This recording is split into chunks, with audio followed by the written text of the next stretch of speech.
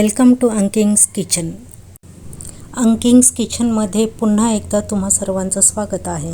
चला तर मग मैत्रिणींनो, आज आपण बनवूया माझ्या पद्धतीने शेंगदाण्याचं वाटण टाकून मेथीची भाजी. त्यासाठी लागणारं साहित्य: कापलेली हिरवी मिरची, भाजलेले शेंगदाणे, कढईमध्ये कांदा, लसूण, जिरे, हिरवी मिरची चांगले शिजल्यानंतर चिमूटभर हळद, चवीनुसार 1 चमचा मीठ मी त्यात ॲड केलेलं आहे.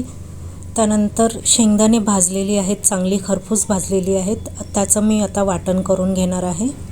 मी इथे मेथीची भाजी पाण्याने स्वच्छ धुवून घेतलेली आहे. ती आता आपण कढईमध्ये थोडी थोडी करून ॲड करायची आहे. अशा पद्धतीने मी थोडी थोडी भाजी ॲड करत जात आहे. कढईमधील मेथीची भाजी चमच्याच्या सहाय्याने मी ती परतवून घेते आहे. भाजी शिजायला सुरुवात झालेली आहे. भाजी आता सॉफ्ट होत आहे. थोड्या वेळानंतर मी ह्यावरती एक झाकण लावून 5 मिनटं वाफेवरती भाजी शिजू देणार आहे. 5 मिनटं वाफेवरती भाजी शिजल्यानंतर भाजलेल्या शेंगदाण्याचं वाटण करून घेतलेलं आहे. आता आपण हे वाटण मेथीच्या भाजीमध्ये टाकून घेऊ आणि चमच्याच्या साहाय्याने परत ती भाजी परतवून घ्यायची आहे. तुम्ही बघू शकता भाजी चांगली शिजलेली आहे, अगदी मऊ झालेली आहे.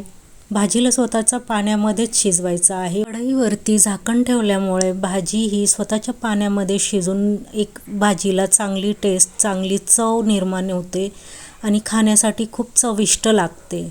चला तर मग आपली मेथीची भाजी तयार आहे.